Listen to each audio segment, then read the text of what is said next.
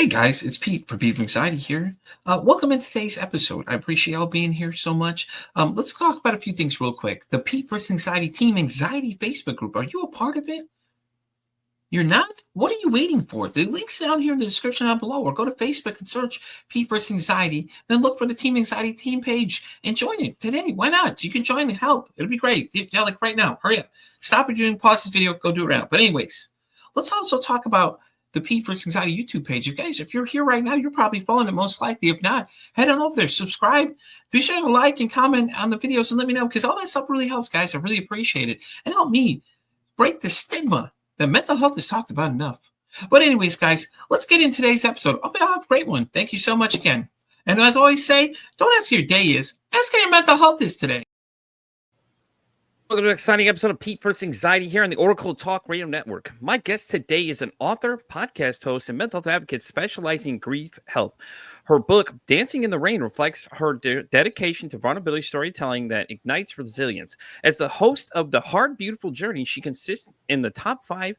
She explores themes like sibling grief, generational trauma, addiction recovery, and the joy after loss. Please welcome in Tiff Carson. How are you doing today, Tiff? Good. How are you, Pete? I'm making it this morning. So why don't you tell everybody a little bit about yourself? Sure. So, I am a podcast host of Hard, Beautiful Journey, and I am an author of Dancing in the Rain. I am a breathwork and somatic coach in training right now. And what else? Yeah, I'm a mom of 3 beautiful kids.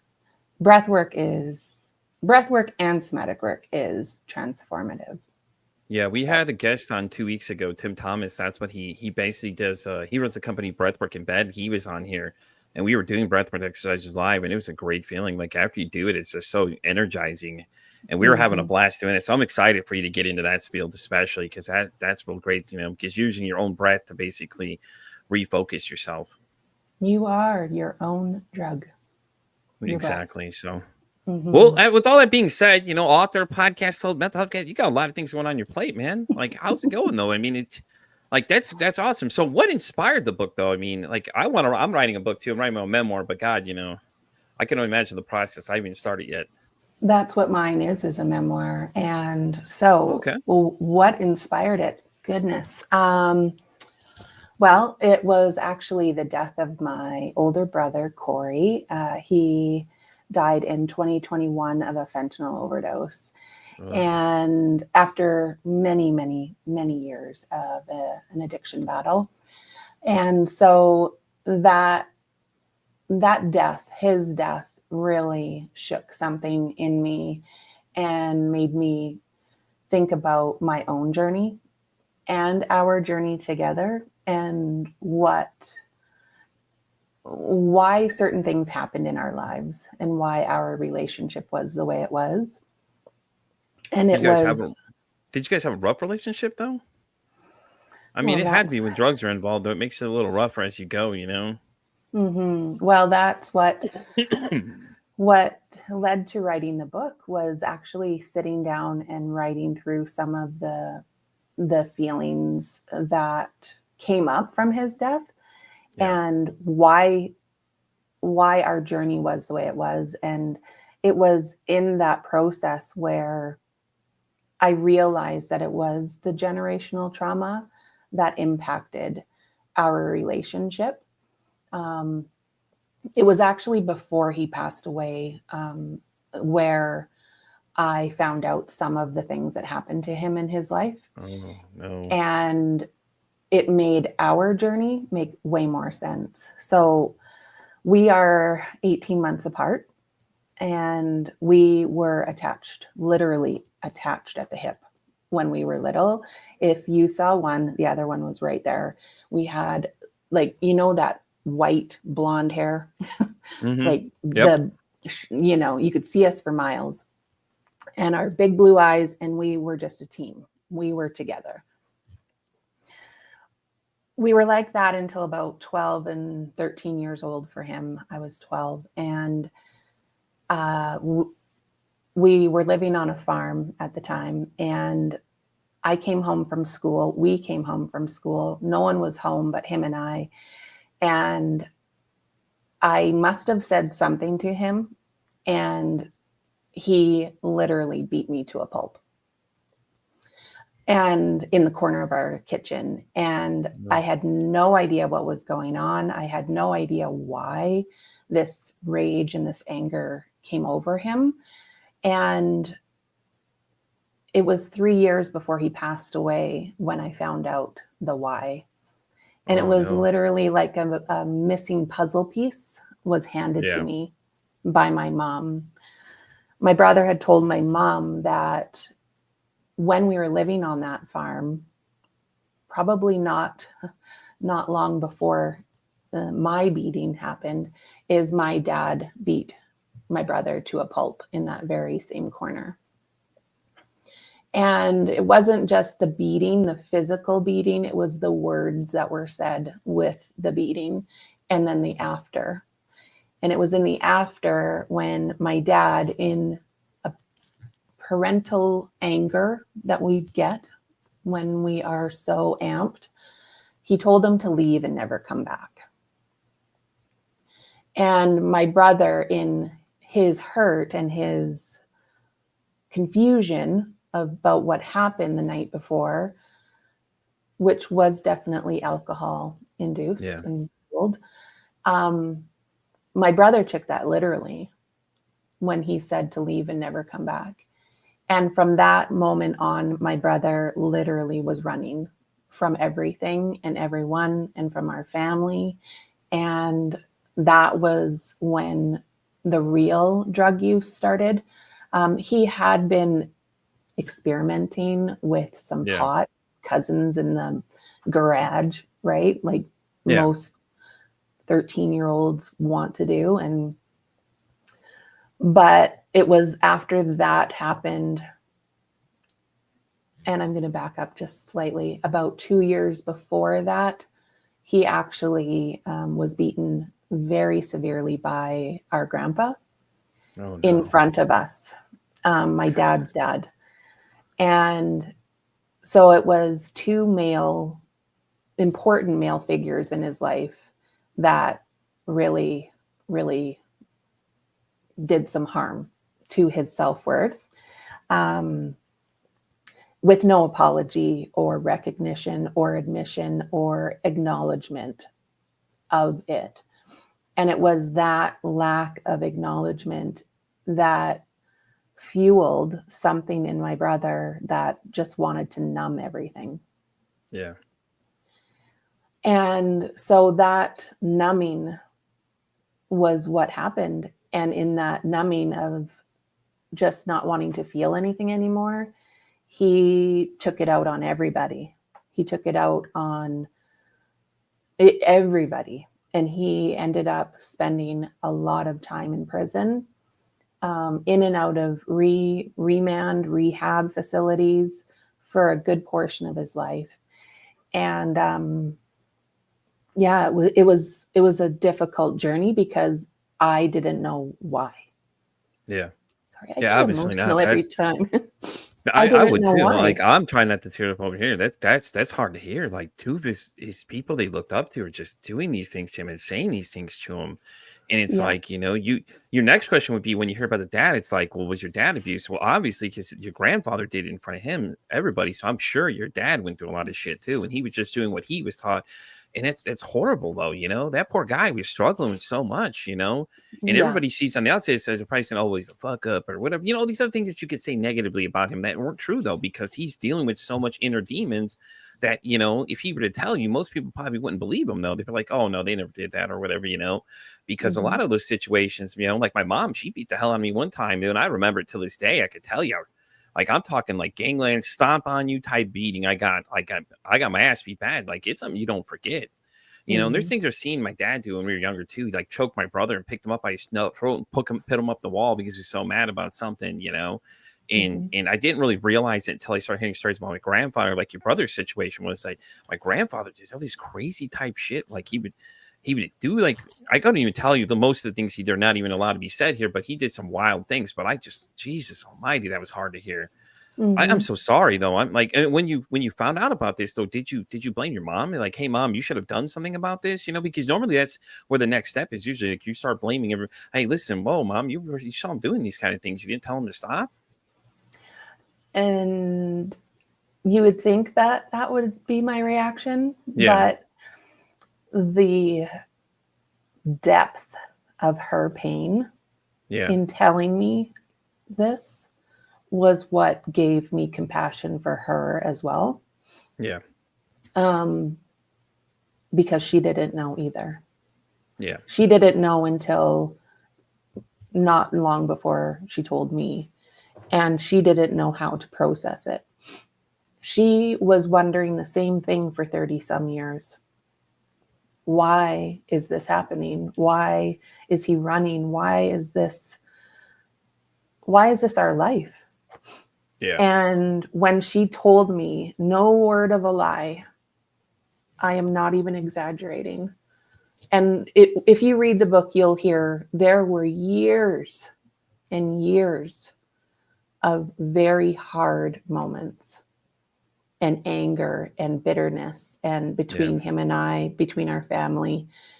And in that moment when she told me, like everything slowed down and I had instant forgiveness for what he did to me. Yeah. And I had instant compassion for his journey.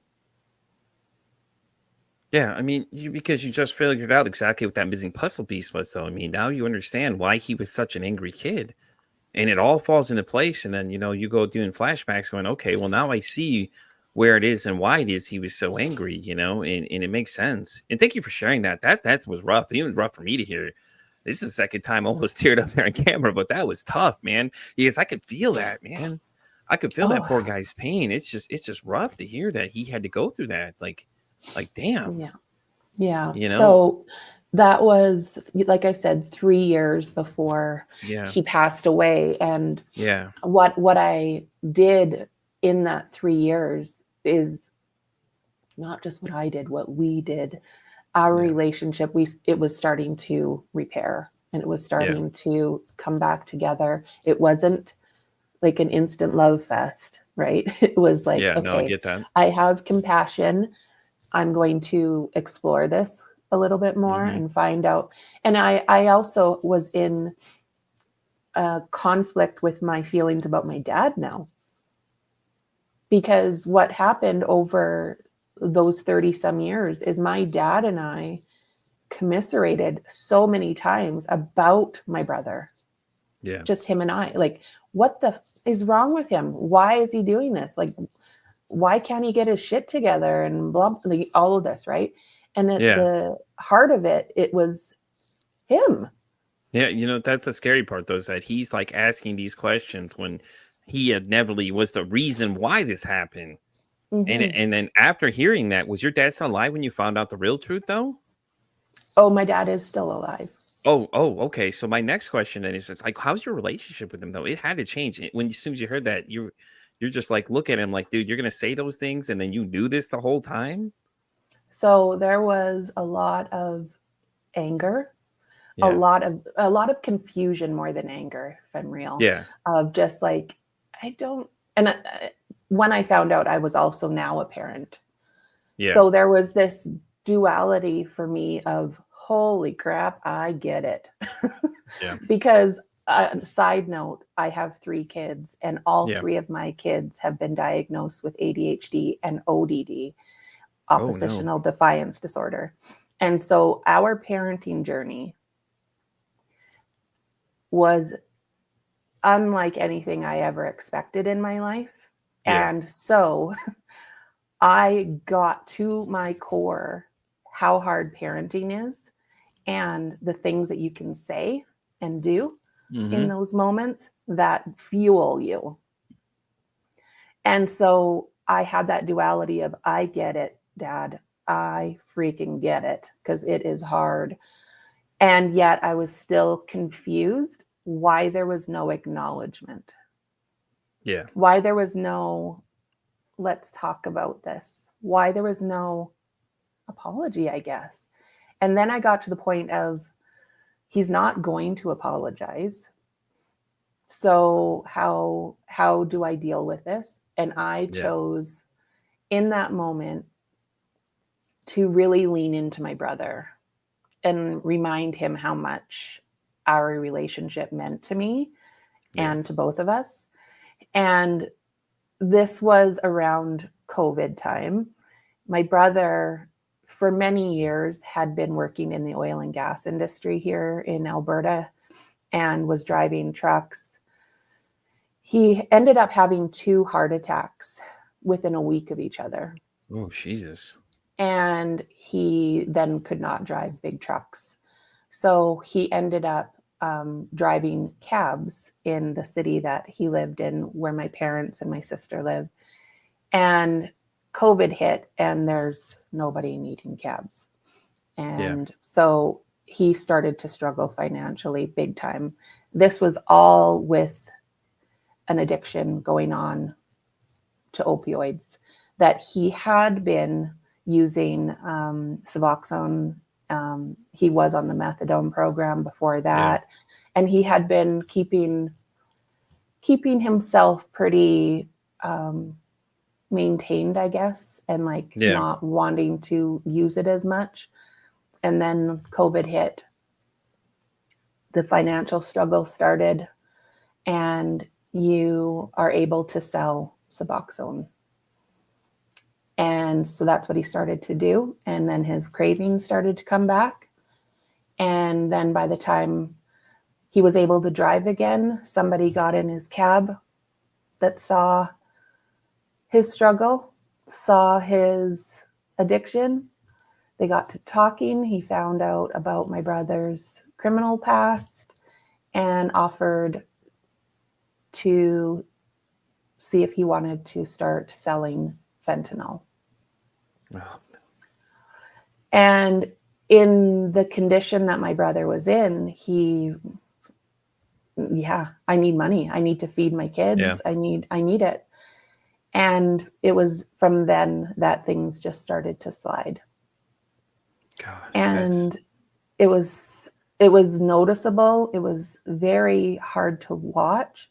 And so I had been talking with a friend of mine that her son was kind of in a similar situation, and they had taken him to a trauma therapist in the city where my brother lived. And I suggested it to my brother, and I said, you know what, maybe you could go and see him and just have a couple conversations with him, and I'll pay for it. I know you can't pay for it.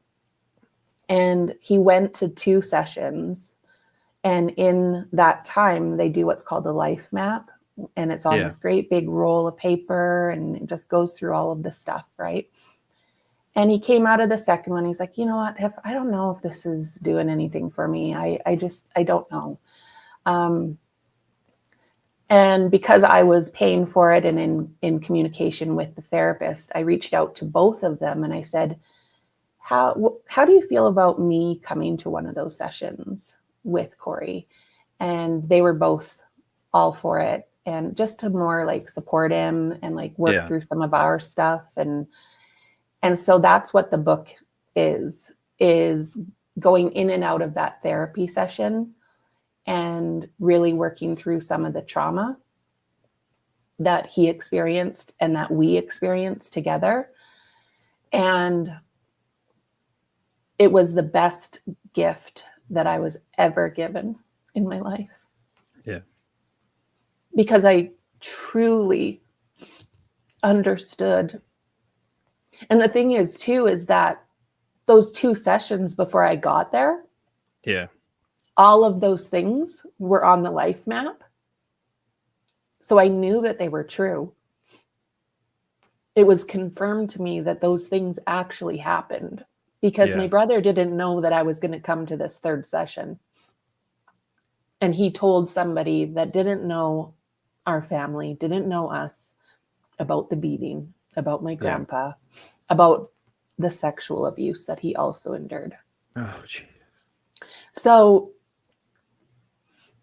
we went to that, and our relationship was just beautiful. Yeah. And about a month after, he had an overdose scare. Yeah. And I rushed home because we thought for sure he was going to pass away. And he didn't, but he was so out of it. So like we had to keep giving him naloxone to keep his heart going. So it was me and my mom and my dad. My sister was out of town, and Cory. And we were sitting on the front porch of their house. And where they live, it had been a major drought for like a month. So hot, no rain. And we were sitting there talking and trying to keep him engaged and awake, and like, because it's the fentanyl slouch where they're like this. Yeah. And they can't really stay awake, and they can't really. So anyway, that we were sitting out and on our chairs, and all of a sudden the sky just kind of went not dark, but just the clouds just rolled in instantly. Yeah. And pouring rain, like pouring rain out of nowhere. And we all kind of looked at each other like, what the heck is going on? And then my brother gets up off of his chair and he starts walking towards the street. And I started recording, because I record everything. Like, yeah. I'm a videographer, so I just record everything.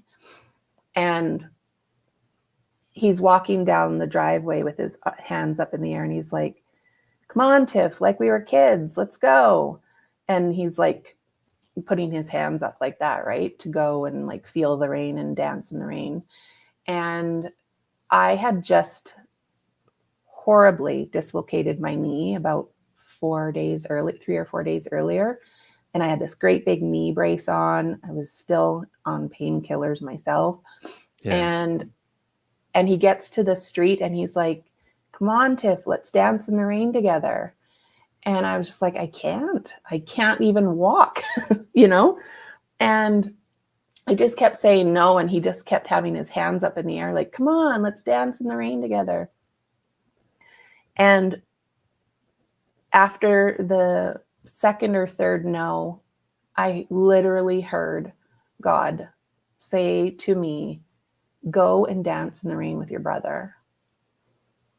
And I said no again, because my knee hurt so bad.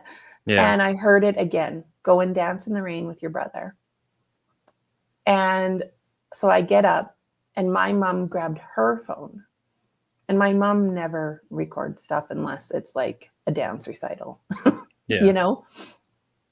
And she grabbed her phone and got all of this on film of me hobbling out there, and then us dancing in the rain together. And then we went across the street, my brother and I, and we laid on the grass, and we like held hands and told each other how much we loved each other. Yeah. To get through this. And it was still pouring rain on us. And I was recording this as well. And he made a joke that, "I hope your camera's waterproof. Your phone is waterproof," because it was pouring on us. Yeah. And about 2 months later, he was gone. Yeah. So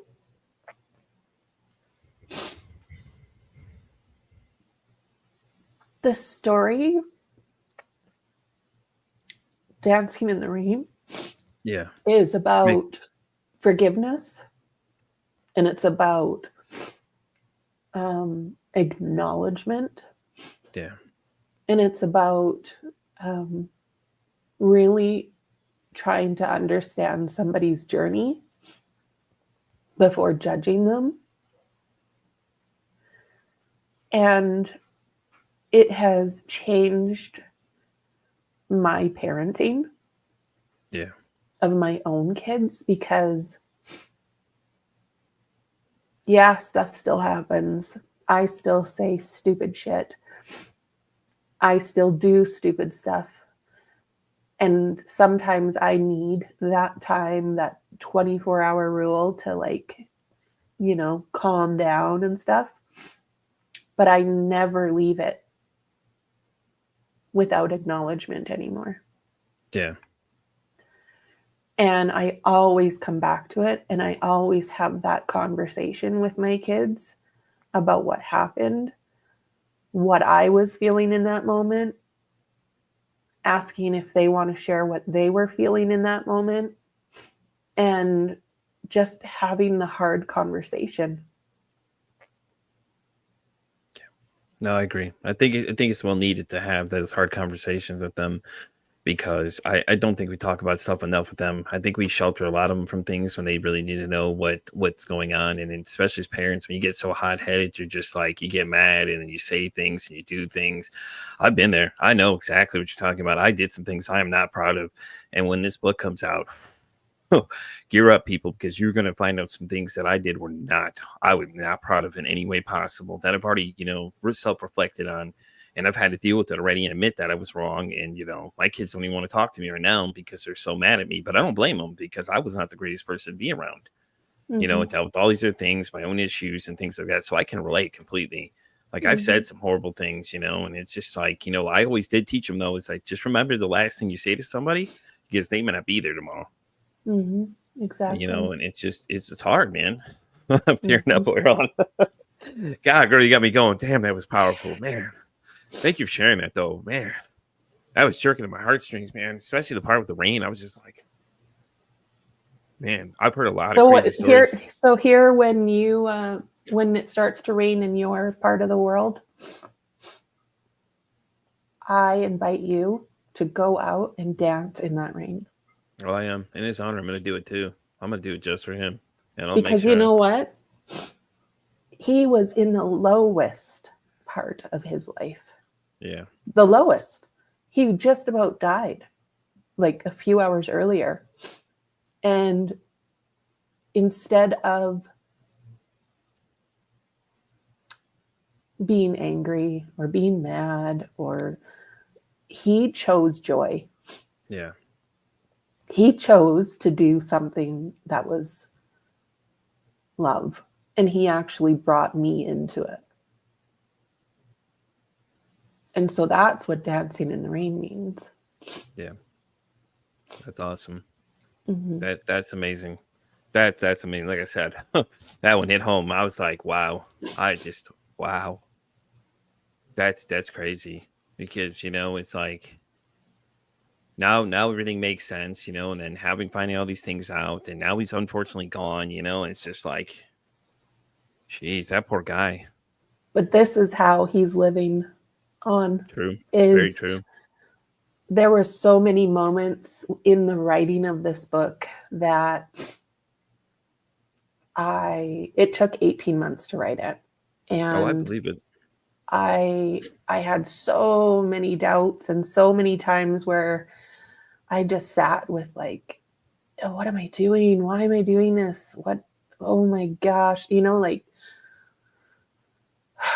this is going to impact my relationship with my dad and maybe like the Carson side of my family, because I'm talking about my grandpa and all of it, right? And I'm not going to sugarcoat it. It did impact my relationship with my dad for a while.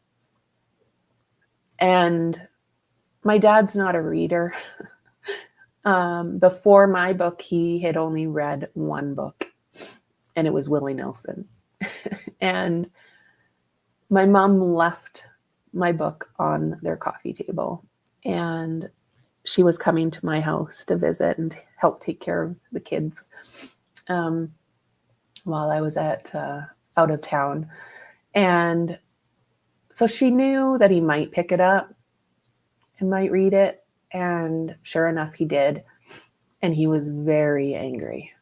He was very angry that I would share those secrets.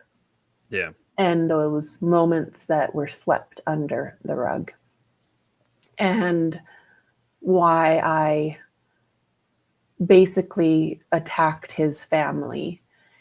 And he was wondering why I didn't share the stuff from my mom's family, like the addictions that happen in my mom's family.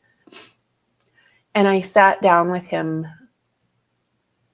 We were out camping, and he didn't know I was coming. Yeah. And I just showed up.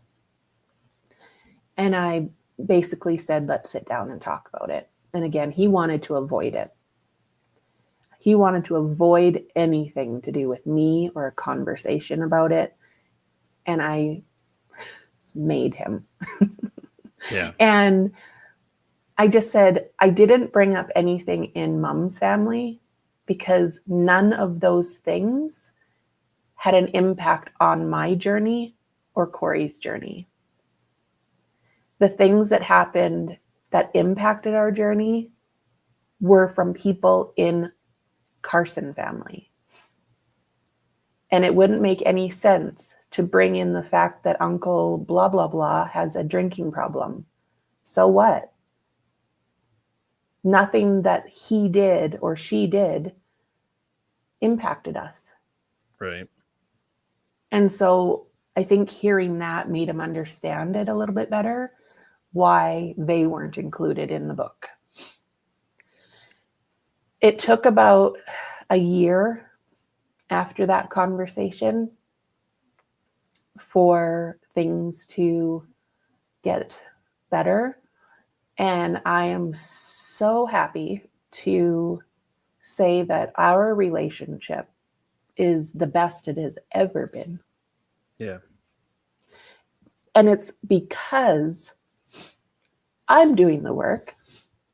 I'm doing all of this healing work. I am doing, but he is too. That's awesome. And he didn't need to, but he chose to.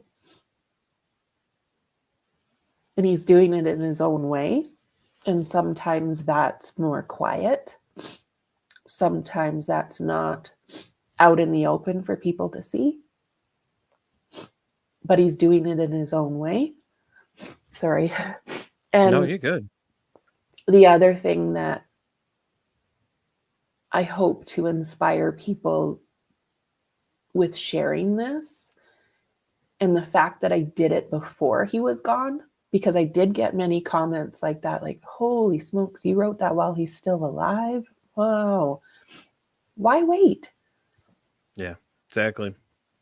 Why wait? The point of us being here and the point of our journeys here is to learn and to grow and to forgive and to understand and to love.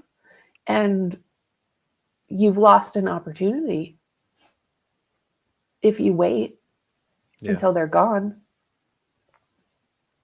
Definitely. And no, I agree. So I encourage people to really, if it's safe, obviously, make sure that you are safe. You feel like you can do that and be safe. But I did. I felt no danger from sharing this. Yeah. Except if my heart would be broken even more by losing my dad. But I was willing to take that chance to share my brother's story, my story, and let people know that there's more to people's journeys than what you see. I think that's a fantastic point. I really do think that really is. A lot of people, I think we judge on the surface level, and we don't know the reason why people end up where they're at for whatever reasons they have, and I think that's what the problem is nowadays, is that we're quick to judge people. We don't know everything about somebody. So somebody may appear like they're crazy, but do we really know what the root cause of that is? And it's just like what your brother went through. We don't know if any of that stuff happened too. It's hard, man. It's hard these days because you don't know what people are thinking. And then when people take their lives, the next question is, well, I didn't know, or what were they thinking? you don't know. You don't know what that Mhm. person's been through. Maybe they cried for help and you didn't hear them. And it's just Mhm. it's hard to watch because you get to sit back and watch them self-destruct, and it's like, well, what can I do? So and it's hard afterwards too, because like once they're gone, they're gone. There's no bringing them back. This isn't a video game. You can't reset the game and then he'll be there again, and no party items to bring him back and stuff like that. It's just a Mhm. hard truth, man. It's just that stuff's just nasty, dude.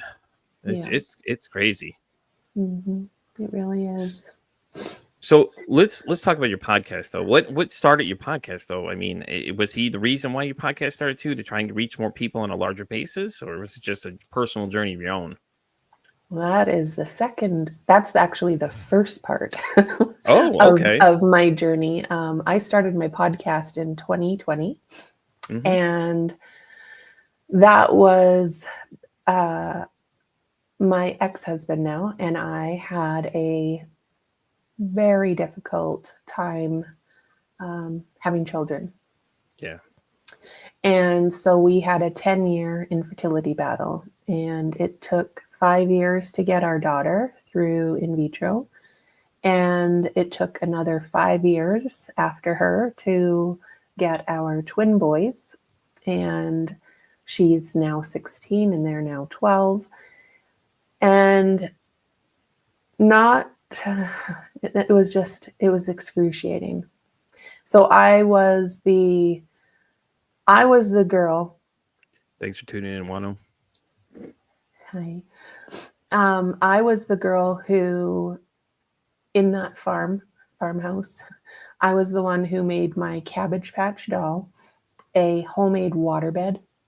Yeah. For those that don't know what a waterbed is, you don't want to know. God, Cabbage Patch Kids even old too, man. I'm like, I know what that is. Yeah. And so I made my Cabbage Patch doll a homemade waterbed out of 2x4s in a hot water bottle. And so I knew that I was going to be a mom, and I knew it. I felt it. And so when my husband and I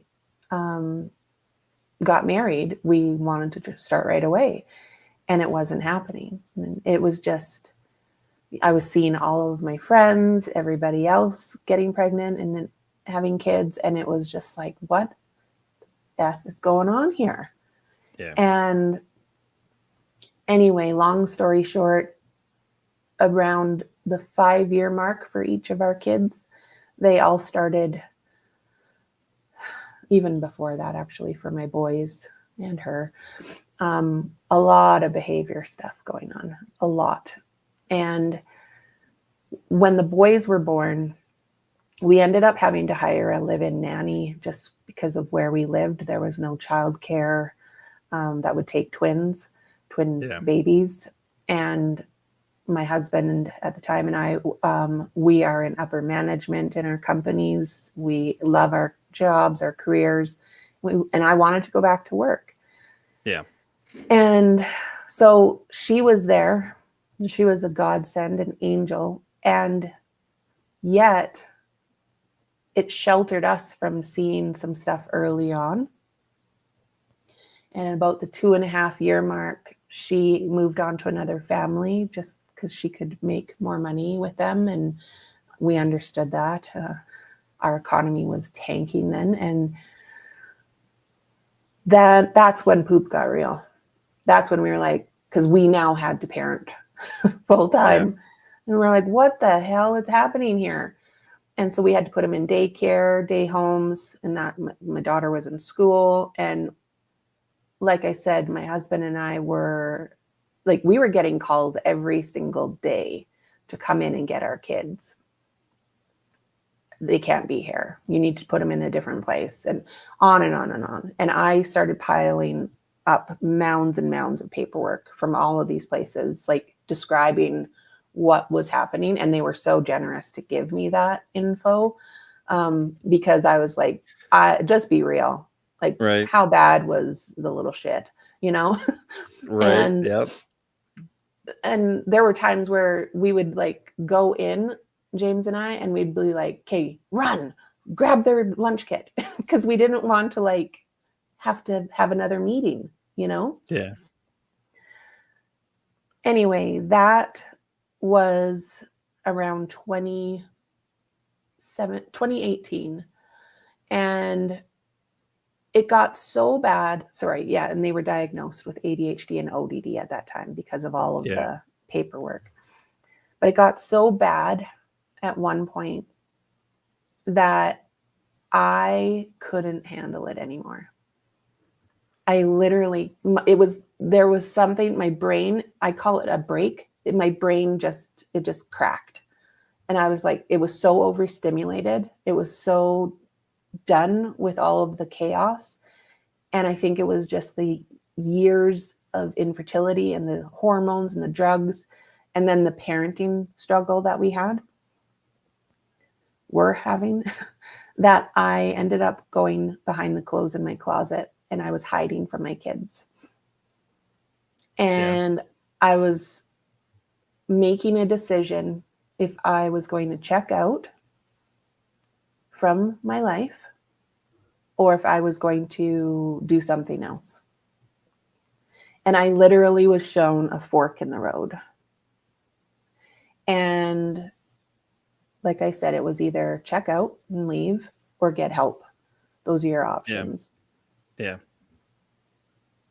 But I like I said, people that don't have kids probably don't understand, but I just looked up what ODD is, the definition of things, and it's 3 of them. Oh no, that's like warfare in your household every single day, man. Just and it's not a lot of things people realize, just defying orders, annoying each other, all these small minor things falling in that category, man. Oh God.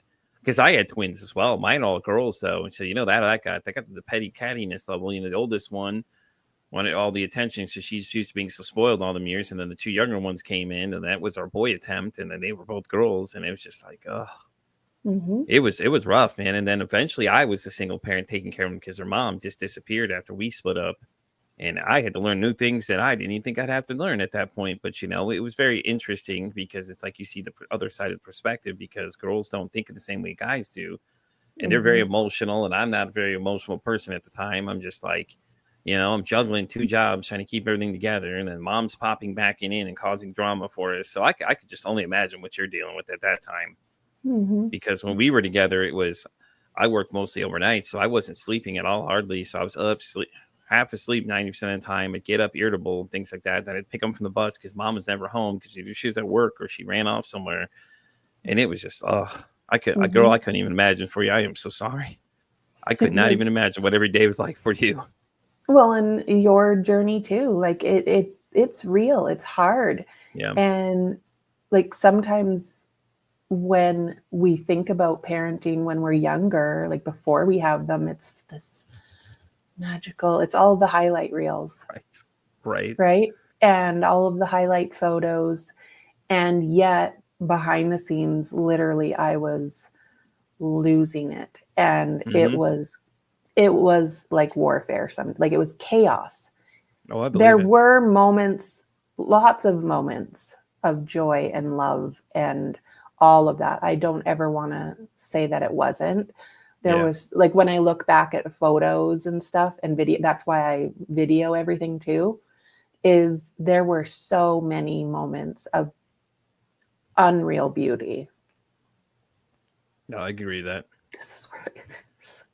But there was so much hard.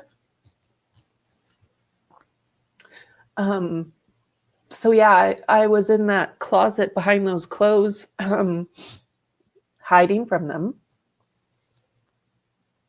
And I was very angry at God. Like, I was pissed that he gave us a 10-year battle to get them here. Yeah. And then we had to parent these little shits.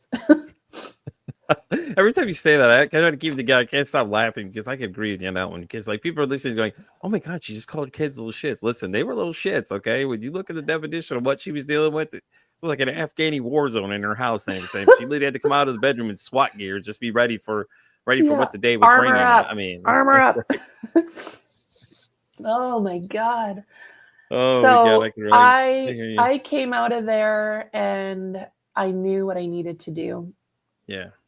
And I phoned my mom because my husband at the time, he was also in the same boat, but he held it differently.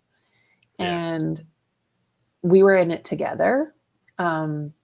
He left the house instead of like hiding behind the clothes. He went and mowed the lawn, or he went and hit golf balls, or, you know, like he did it differently. And so I came out of there. I phoned my mom and I said, can you please come for a month and take care of the kids? James and I we need to figure our stuff out. Yeah.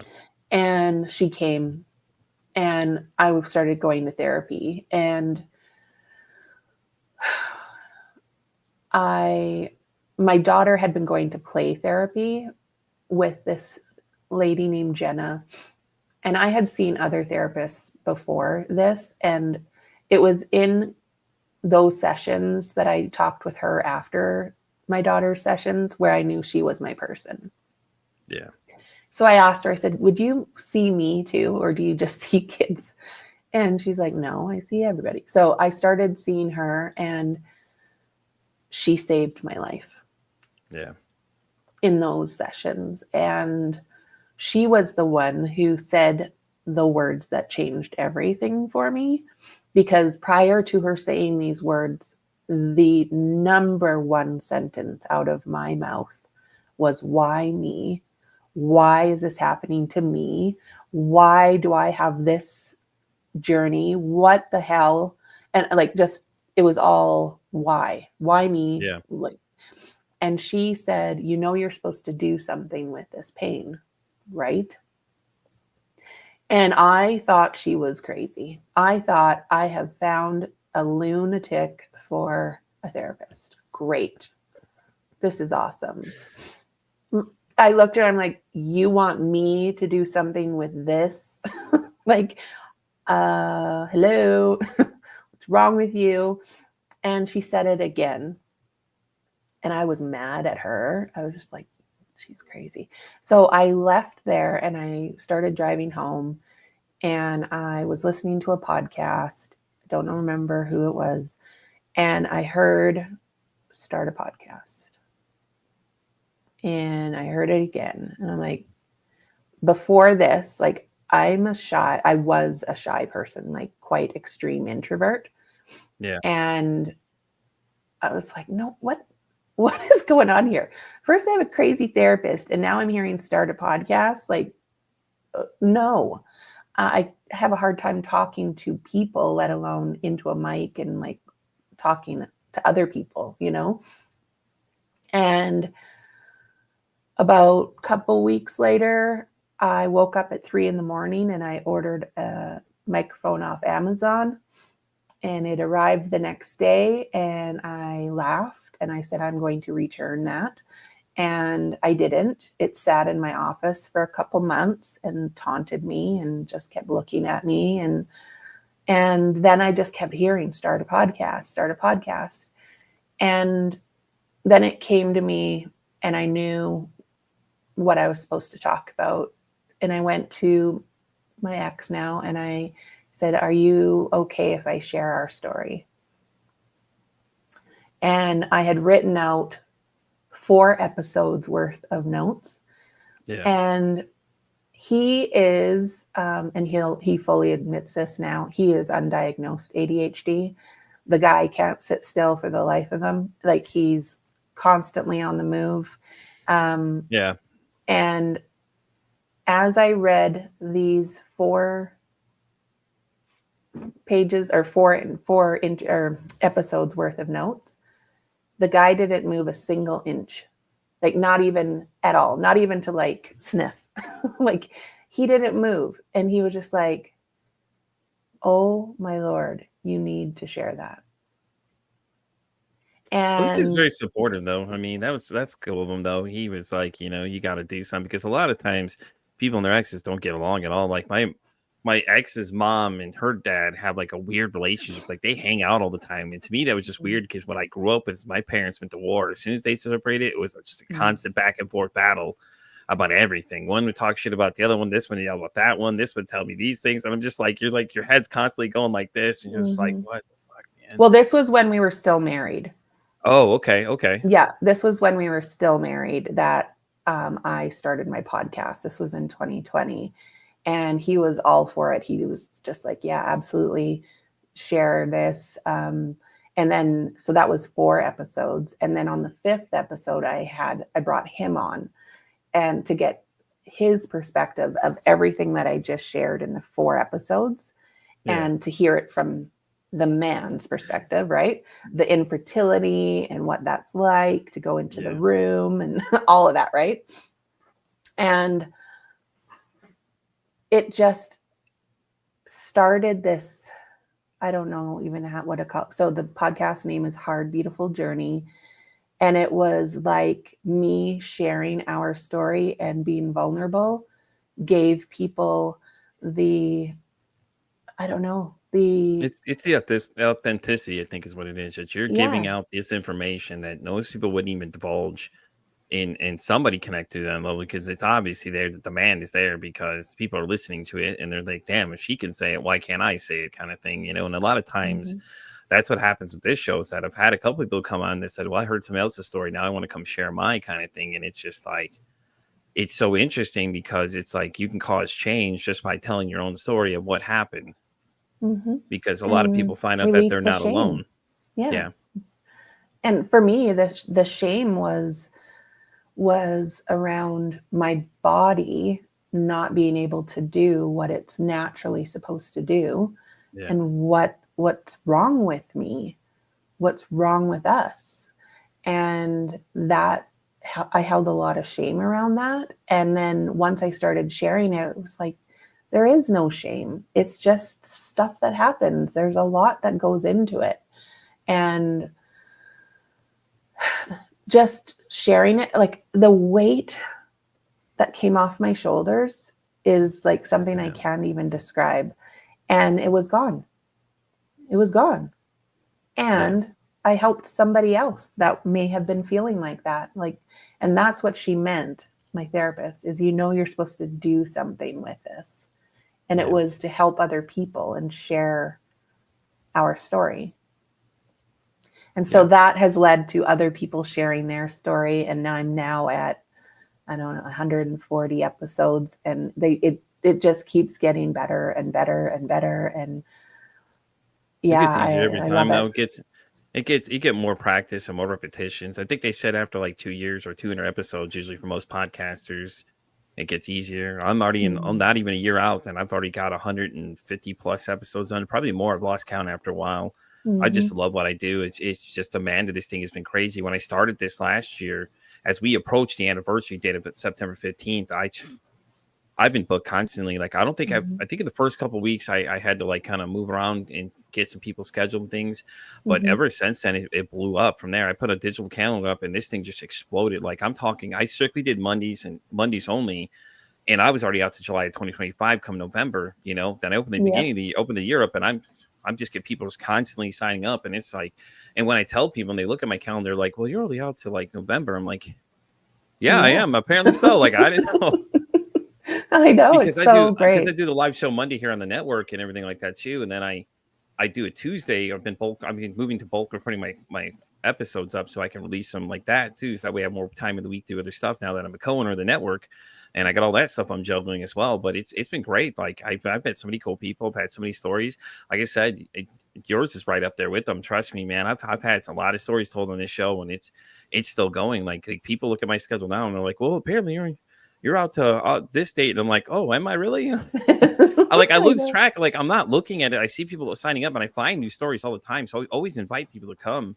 And, and it gets easier every time you start pitching people. Because at first it's like, hey, I'm just this podcaster. But, so many people have said yes. Just why I'm just like, I'm going to take a long shot at what the hell's go for it. So, and things like that. And one of my top 5 guests is actually coming on this Friday. It's Dr. Jen. She runs, Psych with a Mic, that podcast cool. there. And I've been watching her since day one. Like the first couple weeks I was getting into this thing, I was looking at some stuff. And then somebody mentioned BPD to me. And I was like, I wonder what the hell that is. Because, when I started this, I didn't really know that much. I was like, I'm about to go on a journey. This is going to be self-discovery for Pete as long as I go. I'm going to talk about myself, learn other things as I go, meet new people along the way. and the demand just shot off. And then I was watching Dr. Jen's videos in the beginning, and then one day I caught her live on TikTok, and I was like, you know what, fuck it, I'm just gonna go for it, because my wife and I joked about it. She was like, yeah, you should invite her to come on the show. I'm like, dude, I think I would fall out of this chair on the floor and die if she says yes. Well, she was live, okay, so I'm typing, and the thing's going like, she saw the comment because she stopped and put it up there and goes, oh yeah, Pete reached out to me or whatever.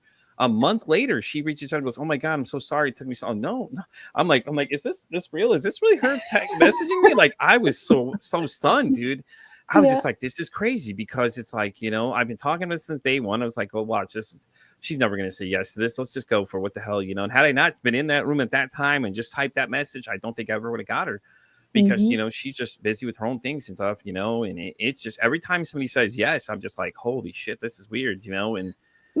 And statistically, the site we're both on, I'm at 100% response rate. Like, I'm going to brag a little bit, but I'm at 100% response rate. People literally respond to me. Either they'll say yes or no. And then it's, you know, at first I got a little bitter. I'm not going to lie. When they said no, I'm like, well, you know, fuck you. I don't want to do the show anyway, man. You know, but it's like, I get more people pitching me than I'm pitching them right now, because I'm just like, the calendar just keeps filling out, because I'm on Instagram and all these other things. I'm just kind of going through and see these different stories of people saying things. And I'm like, listen, this is a long shot. I run a podcast. Would you like to come share your story? I think that it'd be a great thing to get it out there, you know. And then obviously I'm going to share you out to other people I know too. Well, you know, you and I both know Melissa and Emotionally Available, you know, and I did her show, and yeah, she's a great friend of mine. Me and her, we talk all the time, every day. In fact, she finds a lot more about me than most people do.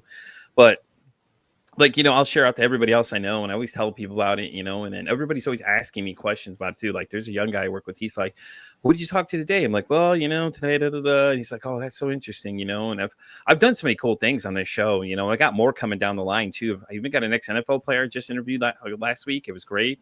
You know, like, if I sat here a year ago and told you that I would have been doing all this, I would have laughed at you and be like, there's no way in hell you're doing any of that stuff, dude, you know. So it's been great.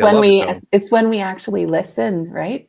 And like shoot that shot. And you gotta always shoot the shot. I'm gonna tell y'all right now, you shoot your shot always, because you know what? You miss all the shots you don't take, because you never know when someone's gonna say yes. You know, that has inspired me to do that myself, because there's a couple that I'm like, whoo, you know, that nervous feeling, like, whoa, dear. But there's a few big names I've had on this show though. They've been pretty crazy. Like the lead singer of the band called Hunter. I was just on Instagram last year when I even got her to say, yeah, she's got like 20,000 followers, 635,000 downloads on one of her songs. And I was just like, hey, listen, let me ask you a question about mental health. And it turns out to be a massive advocate. Then she comes on the show and I'm like freaking out. She's like, it's okay, dude, calm down. You like, before we even click, I'm just like, dude, this is so surreal. I'm so happy you're here. And she was so excited to be there. And like, you could just feel her energy coming from the other side of the screen. She was just so cool though, you know? And it's so crazy when people say yes, because I'm just like, oh shit, they just said yes to me. I'm like, oh, somebody pinched me here. And then when Dr. Jen said yes, I was telling everybody in the world, I'm like, oh yeah, yep, it's a top 5 guest has just been completed. There's one off the list I really want. It was right there, boom. And I was like, I told my wife, hey, remember that lady I talked to you about in the beginning when I started doing this? I was watching those videos about BPD and all those other things, and she goes through and has these informational videos. She's like, yeah, remember how we joked about her being on the show sometime? And she goes, yeah. Well, guess who just emailed me and said that they want to set up something and that they're so excited to be on there. I was like, yeah, you know, like, can you hit me real quick? Because I think this is fake, man. I can't believe this is really happening to me. Can you pinch me? Because I don't know if this is true. Yeah, exactly. But it's so cool, man. It's so exciting though. It's fun when people say yeah, because you never know what conversation you're going to have and things like that too, you know. And it gets easier every time you have the conversations. And like I said, yours was it's the first time I ever cried in this show, man. Let me tell y'all, I that was a tearjerker, guys. That was ripping at me. You and Susan Snow right now are the top 2 stories that have almost you're the one that's managed to make it happen. Susan Snow and I almost had a moment there, man. Hers was rough too, listening to, and it just kept going. I was like, oh shit, here we go. You know, so I appreciate you coming on here and sharing all that, man, because that's a lot to say, man. And it's just it tugged. I know it's gonna tug at somebody's heartstrings here. It does. I'd like to think it gets easier to share it. And it does. Yeah. And yet I know I'm going to cry, and I'm okay with it, because every time I cry, like literally I feel like the tears are just like, I call it salve for my heart. Like it's just, they heal my heart. That's a rough story though. I mean, Oh man, if you didn't cry, I've been like, "Oh, you okay over there?" Because there's no way. Hell, I probably would have been doing it for you. I'm like, "What? That's rough, man." But All right, well, he is with me all the time, and I bet he he's is. the Yeah. one who gets me through telling the story. And yeah, I'm just I believe it 100%. He's gone, but he's not forgotten at all. I understand that completely. It's just, Mhm. and you could feel him there in that story, man. I feel like he's touching your heart when you're telling people that story, because he's like, yeah, here's my message to the world is, you never know anybody's going through. And it's hard. And anybody that's just joining us now, you missed the first part of this episode, you need to go back and watch. It is a tearjerker. It is rough, and trigger warning. It's rough to listen to, but it's real, man. It's just, this is why I do this, because I love these stories. I love hearing people come share these things and tell us these things, because it's like, dude, you never know anything until you know something. And then when you do, and then it's like, whoa, hold on. That was just, whew, man. But Tiff, thank you so much for coming. I appreciate you coming today. As we start getting ready to wrap up here, I'm going to ask you a few questions. I ask all my guests in the show. Okay. So the first one is, I don't know if you've heard this one. You're watching these recent episodes. I've asked people a question that came from a good friend of mine who does the shit that goes on her head. My good friend Gretchen asked me when we interviewed, she said, Pete, if your mental health had a song, what would it be? So my question to you, Tiff, is if your mental health had a song, what would that song be? It's a good question. I know. Shout out to Susan Snow, though, because she so far has given the answer I like the most. She gave up Rage Against the Machine. I'm like, somebody finally said it. Wow. It's a great question, I'm telling you. Oh my gosh. You could take any song Love you want. Can Build a Bridge. Yeah. I love it. Do you know who that is? The Jeds. Yep.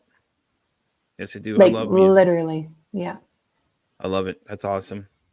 And then my next question for you is what I ask everybody. And the whole point of this podcast is, if you could break the stigma about mental health, anything that you know that you're tired of people saying and tired of people hearing, what would that be? Get over it. Get over it. She said, get over it. And if I hear that one more time, there's nothing to get over. Yeah. There's just stuff to get through. Couldn't say it any better myself. I think that's phenomenal. Once again, Tiff Carson, thanks so much for being here. I appreciate everything. Do you want to let everybody know where they can find you if they want to reach out to you? Obviously, the book's on Amazon and all that kind of stuff, right? Yes. So my book, Dancing in the Rain, is on Amazon. My podcast is Hard, Beautiful Journey.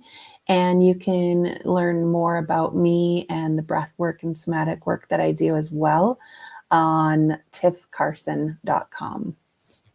It'll all be down here in the description of the video for y'all in case you're watching this at a later time. Audio side, same thing. It'll be in the description for you guys to check her out. And as usual, as I always say, guys, I'm Pete for Society. I'm pretty much at everything. X down to TikTok.